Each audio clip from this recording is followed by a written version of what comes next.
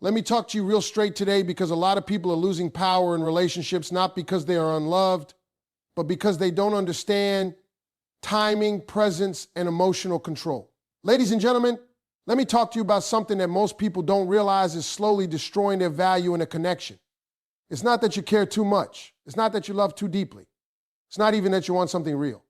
The problem starts when you start giving your attention without realizing you're training somebody on how to treat you.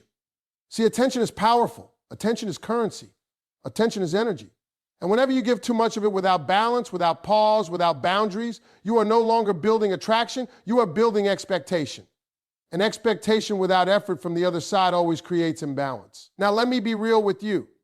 When you constantly show up too available, too quick, too responsive, you are sending a silent message.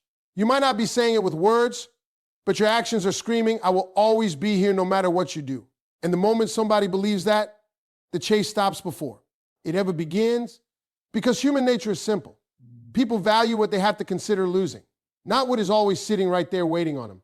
And when you overgive attention, you remove the uncertainty that creates desire. You remove the mystery that creates curiosity. You remove the space that makes somebody think about you when you are not present. Now, I need you to understand something very important. Becoming less emotionally available does not mean becoming cold. It does not mean becoming distant out of bitterness. It does not mean playing games or pretending you don't care. That's not what I'm talking about. I'm talking about emotional discipline. I'm talking about control. I'm talking about not letting your feelings run faster than your self-respect. Because when you are too emotionally available all the time, you become predictable. And predictability in relationships kills curiosity. It kills effort. It kills pursuit. Why? Because there's nothing left to wonder about. Everything is already given. Everything is already accessible. Everything is already easy. And let me tell you something about human psychology. Easy is not always value. Easy is not always correct. Haste. Easy is not always appreciated in the way effort is appreciated. So when I say you stop overgiving your attention, I mean you start observing instead of reacting. I mean you stop responding to every moment like it defines your worth. I mean you stop making someone the center of your emotional world before they have proven they deserve that position. Because what happens when you do that too early? You start pouring energy into something that hasn't invested equally back into you. And once imbalance starts, it becomes the foundation of frustration. You start overthinking. You start analyzing. You start questioning your value when in reality, the problem is not your value, it's your distribution of energy. Now let me break this down deeper for you. When you stop overgiving your attention, something subtle begins to change. At first, the other person doesn't notice it immediately because they are used to your constant presence. They are used to your quick replies. They're used to your emotional availability on demand. But then silence starts showing up. Not dramatic silence, not angry silence, just controlled silence. You respond slower.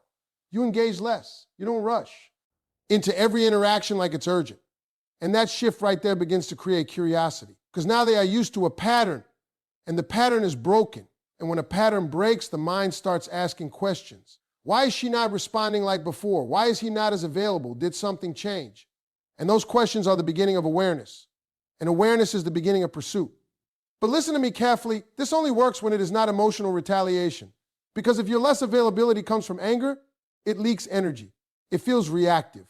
And reactive energy never creates attraction. It creates tension. What you want is calm withdrawal. You are still kind. You are still respectful. You are still composed. But you are no longer overextending yourself to maintain something that is not being equally maintained. And let me say this plainly, your attention should never feel like a constant rescue mission for someone else's inconsistency. Because every time you overgive in that state, you are teaching them that they can show up however they want and you will still show up the same. That's not love. That's imbalance. When you begin to pull our attention back in a healthy way, you start reclaiming your emotional space. You start remembering that your life does not revolve around waiting for someone's next move. You start redirecting energy back into your goals, your peace, your confidence, your direction. And something powerful happens here. You become less emotionally reactive. And emotional stability is attractive, not chaos, not desperation, not overtask behavior. Stability. Because when you are stable, you are not easily shaken by someone else's inconsistency. You don't panic when they don't text back. You don't overthink when they go quiet. You don't start questioning your worth every time there is distance. You stay grounded. And that grounding changes how people perceive you. Because now your presence feels valuable. Not because you said it is, but because you no longer give it away freely without thought. And let me tell you something else. When you stop over giving attention, you also start seeing clarity. You start seeing who is really invested and who is just comfortable. You start seeing who values you and who is simply benefiting from your availability, because overgiving hides truth. Bound to. Rises reveal it. So when you become less emotionally available in a controlled, intentional way, you are not losing love, you are gaining truth. And truth is always more valuable than confusion wrapped in attention. And that's where your power begins to return quietly, steadily, and without explanation. Ladies and gentlemen, now let me take you deeper into something most people never learn until they've already lost themselves in the process of trying to hold on.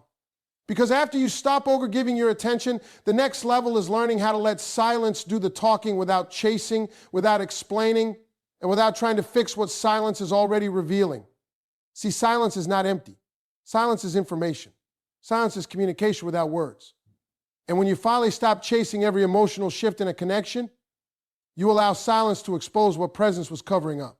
Now listen carefully. Most people are uncomfortable with silence because silence forces truth. When you are constantly talking, constantly texting, constantly reacting, you never really get to see what is actually happening. You are too busy managing the interaction instead of observing it. But when you step back and you stop filling every gap with your energy, something changes. The space starts speaking. And in that space, you begin to notice patterns you ignored before. You begin to see who reaches out and who doesn't. You begin to see who values connection and who values convenience. You begin to see who is consistent and who only appears when it suits them. But here's the mistake most people make. The moment silence appears, they panic. They interpret silence as rejection, abandonment, or loss. So what do? They rush back in. They text again. They check in again. They try to restart what the silence was already trying to clarify. And every time you do that, you interrupt clarity, because silence has a purpose. Silence is not punishment. Silence is not rejection. Silence is space for reality to surface. But if you keep interfering with it, you never allow the truth to fully reveal itself. Now let me break this down deeper. When you stop over texting, when you stop over calling, when you stop trying to fill every gap in communication, you are not doing nothing. You are actually creating emotional distance. And emotional distance creates reflection. Election is what makes someone think, wait, something feels different. And that feeling is where awareness begins. Because now they're not reacting to your presence, they're reacting to your absence. And absence, when handled correctly, is powerful. But let me be very clear, silence only works when it is clean.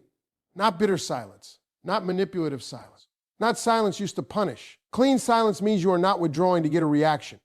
You are withdrawing because you are no longer chasing validation. You are choosing peace over pressure. Now here's where the shift really happens. When you stop chasing and you let silence settle, the dynamic changes. The emotional imbalance starts to correct itself naturally. Because now the other person has to sit with your absence without constant stimulation from you. And that is uncomfortable for someone who is used to your energy always being available. But discomfort is not your responsibility. Growth comes from discomfort. Awareness comes from discomfort. And realization comes from discomfort. So instead of rushing to relieve their discomfort, you allow it to do its job. Now let me take you into something deeper. When you stop chasing and you remain silent, you also start reclaiming your own mental space. Because chasing keeps you emotionally trapped. It keeps you analyzing every message, every delay, every reaction. But silence frees you from that loop. You stop checking your phone every few seconds. You stop reading between lines that were never written. You stop building stories in your head about what might be happening. And slowly your focus returns to you. But here's the real power. When you are no longer chasing, your silence becomes noticeable. Because people are used to your energy being active. They are used to your responses. They are used to your presence filling gaps. So when that stops, it creates contrast. And contrast creates awareness. Now let me be honest with you, sometimes silence will make someone come closer. Sometimes it will not. But that is not the point. The point is not to control the reaction. The point is to reveal reality. Because if someone only values you when you are constantly engaging, constantly reaching, constantly initiating, then you are not in a balanced connection. You are in a maintained connection. And maintained connections collapse the mom. Are you stopping maintaining them? So silence becomes a test without you even calling it a test. It becomes a mirror. It shows effort. It shows interest. It shows intention. Not through words, but through absence and response. But again, you must stay disciplined. Because the moment you break silence too early, you reset everything. You confuse the message. You take away the space that was building awareness. And inconsistency destroys impact. Now let me tell you what happens when you do it right. When you let silence sit, when you don't chase, when you don't over-explain, when you don't overreach, something subtle begins to shift in how you are perceived. You stop being seen as someone who is always available and start being seen as someone who is not easily accessible. And accessibility changes value perception. People tend to assign more value to what they cannot fully control or constantly access. That is human nature. So when you are no longer constantly reachable, you become more noticeable. But this only works if your silence is backed by self-respect, not emotional instability. Because there is a difference between silent confidence and silent hurt. One is powerful T.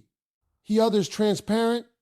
So when you pull back from chasing and allow silence to exist, you are not disappearing, you are repositioning. You are stepping out of emotional chaos and into emotional control.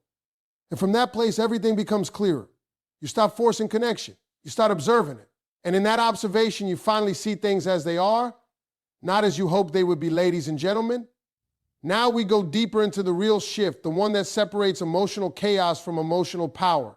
Because after you stop overgiving attention and after you stop chasing through silence, the next stage is the most important one. You redirect your entire life back to you. See, a lot of people think the goal is to get someone to miss them.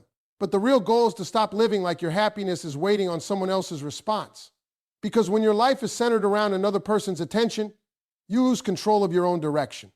You start measuring your day based on messages, calls, replies, reactions. And that is not living, that is waiting. So when you pull back the right way, the real transformation is not what happens to them, it is what happens inside of you. Now listen carefully. When you shift your focus back to your own life, something powerful begins to rebuild. Your energy stops leaking into uncertainty. Your thoughts stop being occupied with why didn't they reply, or what did that mean, or when will they come back? Instead, your mind starts returning to your goals, your purpose, your health, your peace. And that shift is everything. Because attraction is not built on obsession. Attraction is built on direction. When you have direction, people feel it. When you are moving with purpose, people notice it. When your life is full, your energy changes. And when your energy changes, your presence changes. But let me break this down deeper.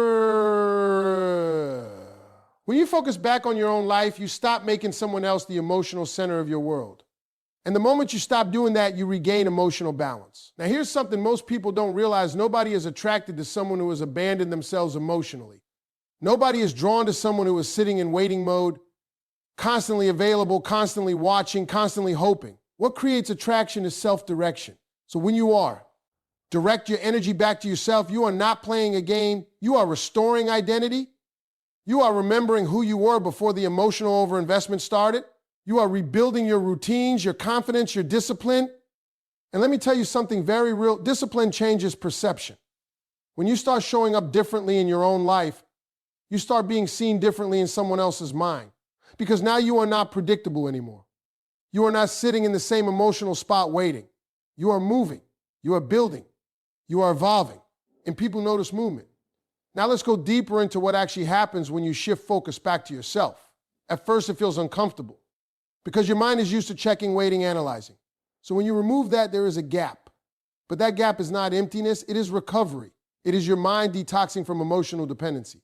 And during that phase, you start to realize how much energy you were actually giving away without return. You start to see how much time you were spending in emotional uncertainty instead of personal progress.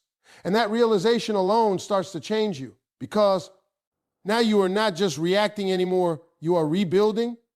Now here is where the real power shows up. When you focus on your own life consistently, your energy becomes stable again.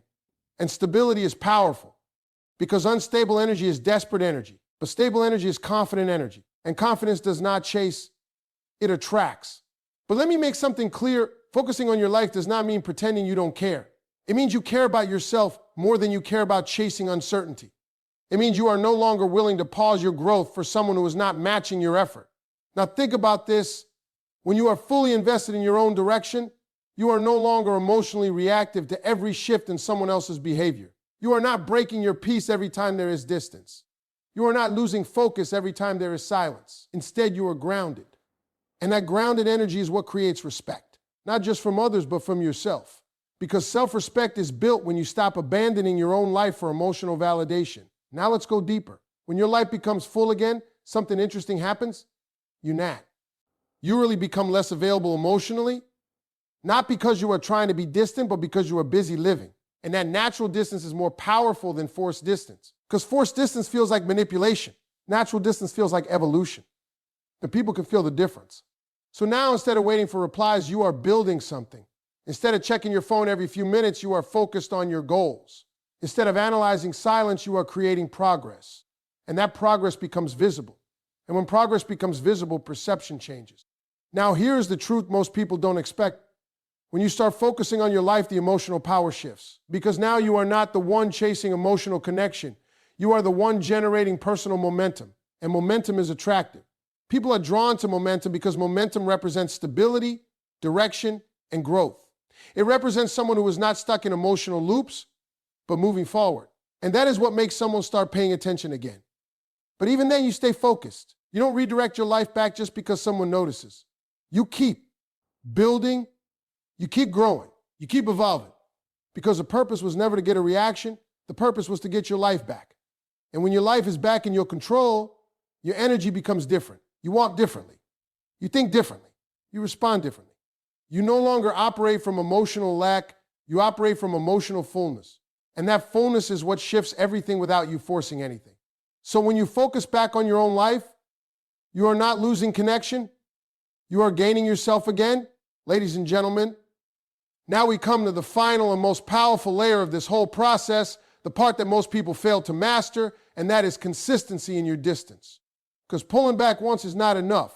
Staying silent for a moment is not enough. Focusing on yourself for a few days is not enough. What actually changes the entire dynamic is when your new behavior becomes consistent enough that it reshapes how you are perceived. See, inconsistency is what confuses people. One day you're distant, next day you're emotional. One day you're focused on your life, next day you're checking in like nothing changed.